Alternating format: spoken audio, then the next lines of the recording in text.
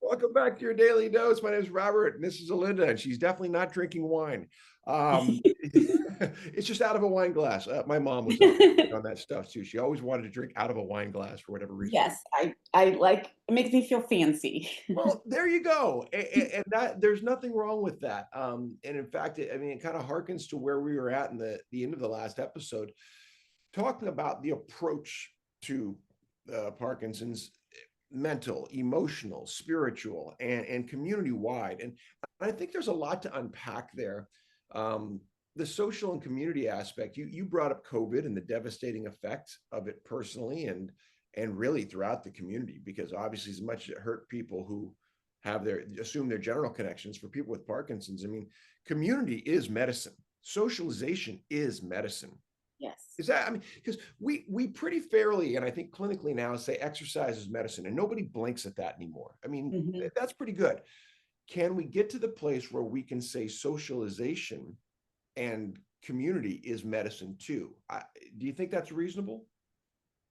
I do.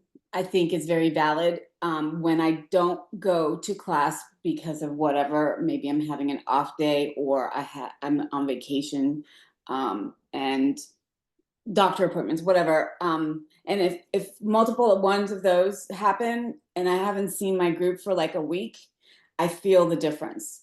I Yeah. feel the difference because I'm not exercising for one, and then I feel the difference because I haven't connected with Chris, Gary's wife. I haven't connected with Linda, Jack's wife. And what are they doing? And I get to make them laugh all the time. Yeah. They love my energy, and that's a gift that I get to give and receive. And I miss that when I'm gone. And you don't know what's missing until you miss it sometimes, right? Yes. You just, maybe you feel the pang, or you maybe misidentify an emotion, saying, oh, is this me, or is this my ex, or the classic, blame it on Parkinson's, right? Oh, Mm. it must be that. And Yes. in fact, Yes. you've left out, you didn't take your medicine of going to see your people.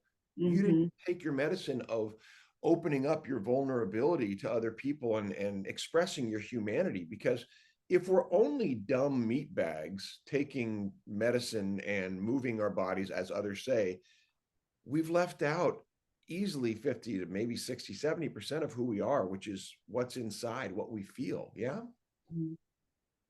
Um, I want to share something because you pointed out something earlier, I think in the previous one, where um, I don't look at the older men and women as a negative. And I went through my wave of going through that and realizing that that's where I was at. And I spoke to two or three of the caregiver wives and just looking for answers. And what I found was support in a way that I did not expect. And what that means is that they said, Alinda, we understand. We understand that you're surrounded by these people and you're probably asking yourself, is this your future? And I'm like, yeah, it's kind of like I don't really want to focus on that because I want to be here right now in this moment and not be scared of the future. And so me just having those conversations with them allowed me to just relax and accept where I'm at. And now all of a sudden I just got into this mode where I'm like, I'm kicking my ass, not focusing on how I'm comparing myself or anything that's out there. I'm focusing on me so I can be present for myself and for them as well. That's massive. I mean, there's so much there. And the one word I heard that I want to jump on is comparison, comparing yourself either to Mhm. others or even your old self. That is such a corrosive mind state. And yet we all do it. We were talking about this in the jam last night. Remember, resentment came up and we immediately kind of went, ooh, I'd rather not. And and the fact is, it doesn't matter if we'd rather not. Resentment is a real part of the human experience, just like comparison. So what can we do rather than just say I'd rather not, or avoid, right? That's the classic. Well, we can, here's the word, accept that is part of who we are.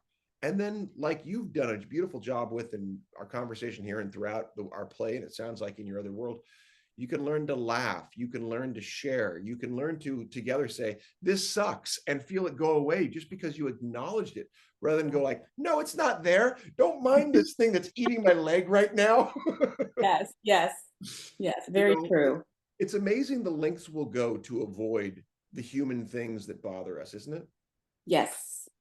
Yeah. Um, Comparison is the thief of joy, according to Eleanor Roosevelt. And so that those words, thief of joy, I don't want to be my own thief of joy. So I do my best not to compare, but I'm a human, so sometimes it happens. Yeah. Um, but it's important to stay present, and it's important to realize that everybody's doing their best, and just stay in your zone and you're good, I think. Yeah. And the zone with each other, that's really big. Let's come back for one more, okay? I'll see you on the next dose. Okay.